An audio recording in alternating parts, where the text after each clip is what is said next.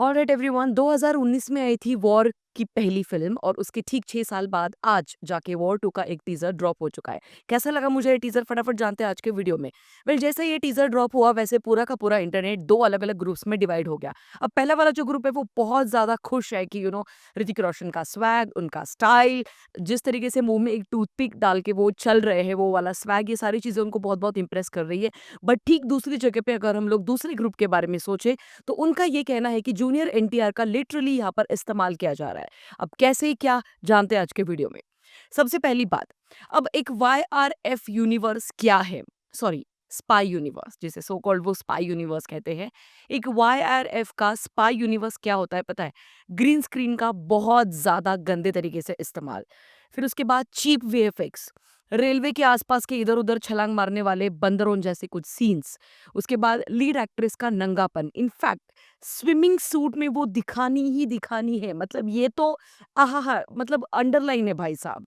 अब इसके साथ साथ प्लेन से इधर उधर छलांग मारने वाले कुछ फाइट के सीक्वेंसेस और 10,000 बार स्लो मोशंस के सीन्स, और हाँ, ये तो मैं कैसे भूल सकती हूँ, ढेर सारा, बहुत ज्यादा, बहुत ही ज्यादा क्वांटिटी में पाकिस्तान का प्रेम। अब ये पूरी चीजों का जब आप इस्तेमाल करते हो तो बन जाती है आपकी एक वाईआरएफ स्पाई यूनिवर्स की एक फिल्म। अब इसके पहले की चप्पल छाप अगर 5 से 6 फिल्मों के ऊपर अगर हम लोग नजर डालें तो हमको ये दिखाई देता है कि पूरी फिल्म का जो एक पैटर्न है वो इसी तरीके से सिमिलर पैटर्न आपको दिखाई देगा। इनफैक्ट अगर आप थंबनेल्स भी देखोगे तो भी आपको बहुत ज्यादा सिमिलरिटीज दिखाई देगी।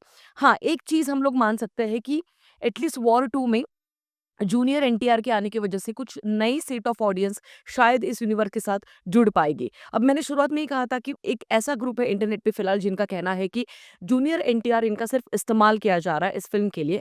मुझे लगता है कि इस फिल्म को साइन करने से पहले जूनियर एनटीआर इन्होंने एटलीस्ट बहुत बार सोचा ही होगा, because I think he is a well grown adult and उनको पता है कि वो कौन से फिल्म में साइन कर रहे हैं। बट जिस तरीके से फिलहाल देश में पाकिस्तान और इंडिया को लेकर जिस तरीके से एक वॉर वाला सिचुएशन है, वहाँ पर जब हमारे जो लीड एक्टर्स हैं, यानी कि ऋतिक रोशन के बारे में मैं बात कर रही हूँ, जब वो चुप्पी साधते हुए हमें नज़र आता है ना, तो कहीं न कहीं पे एक सवाल पूछना बहुत ज़रूरी है कि क्या ये सभी के सभी एक्टर्स जो फ़िल्मों में एक बहुत बड़े सोल्जर्स की भूमिका निभा रहे हैं, फ़िल्मों में बहुत बड़ी राष्ट्रभक्ति, देशभक्ति के गाने गाते हुए नज़र आते हैं और बहुत सारे भारी भरकम डायलॉग्स की डिलीवरी करते हुए नज़र आते हैं।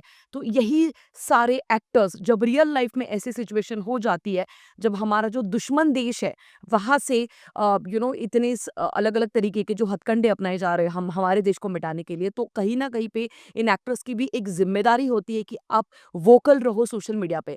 अब इसके ऊपर ना मैंने ऑलरेडी एक वीडियो भी बनाया था जहाँ पर बहुत सारे लोग मुझे ये सिखाने के लिए आ रहे थे कि गायत्री, क्या ही होगा तुम्हारे लिए, क्या देशभक्ति सिर्फ़ एक सोशल मीडिया पे ट्वीट डालने से थोड़ी ना होती है। तो भाई साहब मैं बताती हूँ आपको, मेरे आपके सोशल मीडिया पे कोई एक स्टेटस लगाने से शायद कुछ उतना फ़र्क ना पड़े, बट मैं बात कर रही हूँ ऐसे एक्टर्स की जिनके मिलियंस में फॉलोअर्स हैं, और वो फॉलोअर्स सिर्फ भारत देश के नहीं हैं, वो फॉलोअर्स अलग-अलग देश से आते हैं और स्पेशली पाकिस्तान से भी आते हैं। और यही एक रीज़न है कि ऋतिक रोशन जैसा एक्टर जब यहाँ पर ऑपरेशन सिंदूर जैसा एक बहुत बड़ा प्राउड मोमेंट वाला एक ऑपरेशन हमारे सभी के सभी डिफेंस सिस्टम करती है, तो उसके बाद ये एक्टर चुप रहता है। पता है क्यों? औरत का चक्कर बाबू भैया, औरत का चक्कर बहुत बेकार होता है।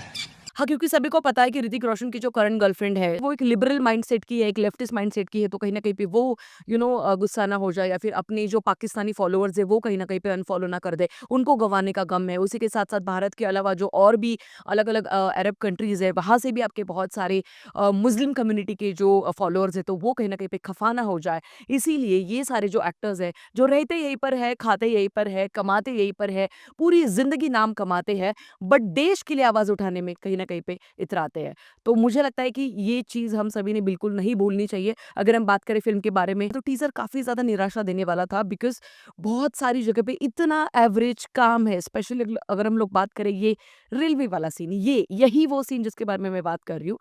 क्या ही है ये, मतलब पीछे का अगर आप लोग देखोगे ना, ग्रीन स्क्रीन का इतना भद्दा इस्तेमाल, मतलब अगर आप एक वाईआरएफ स्पाई यूनिवर्स खुद को जो इतना बड़ा एक ब्रांड बताते हो, तो वहाँ पर आप मतलब इससे बेहतर ना स्पेशल इफ़ेक्ट्स, वीएफएक्स और सीजीआई का काम करने वाले यूट्यूबर्स आज के डेट में फ़िलहाल मौजूद है यूट्यूब पे, जिनको आप आसानी से हायर कर सकते थे और बहुत ही बढ़िया काम उनसे करवा के ले सकते थे।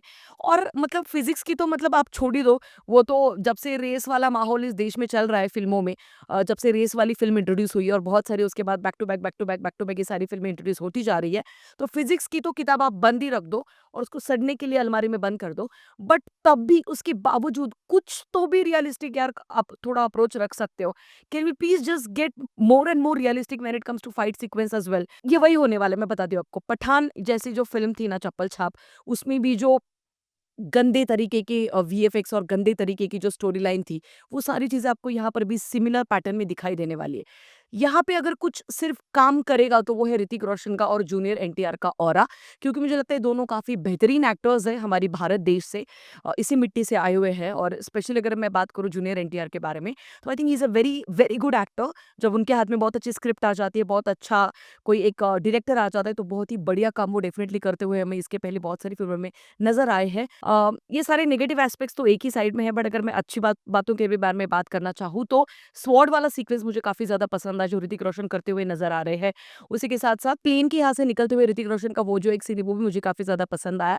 And yes of course Hrithik Roshan की जो एंट्री है, जहाँ पर उनके बाइसेप्स वगैरह दिखाई दे रहे हैं, तो वो भी काफ़ी ज़्यादा मुझे पसंद आया। ओवरऑल अगर मैं बात करूँ मेरे वर्डिक्ट के बारे में, तो ये एक बिल्कुल वैसी की वैसी फ़िल्म है जो इसके पहले की 5-6 फ़िल्में हमने इस स्पाई यूनिवर्स में देखी है, जहाँ पर बहुत ज़्यादा पाकिस्तान प्रेम रहेगा। मैं दोबारा कह रही हूँ, बट अगर आप आज 2025 में भी जहाँ पर ये एक वाक़या हो चुका है हमारे देश में, पहलगाम का, उसके बावजूद अगर आपने इस फ़िल्म में ज़रा-सा भी, and I am not kidding, ज़रा-सा भी अगर पाकिस्तान प्रेम दिखाया, तो जो चप्पल-जूते पड़ेंगे इस फ़िल्म पे लोगों के, और उसके साथ-साथ ये जो फ़िल्म इतने बड़े डिज़ास्टर में तब्दील होगी ना, तो उसके लिए सिर्फ़ और सिर्फ़ मेकर्स ज़िम्मेदार रहेंगे। बाकी ऑडियंस को बिल्कुल भी मत कोसना आप लोग। बाकी ये था मेरा रिव्यू इस टीज़र के बारे में। ऑनेस्टली स्पीकिंग गाइस, ये पाकिस्तान प्रेम और ये सब देख के ना लिटरली मन मतलब ऊब चुका है इस यूनिवर्स से।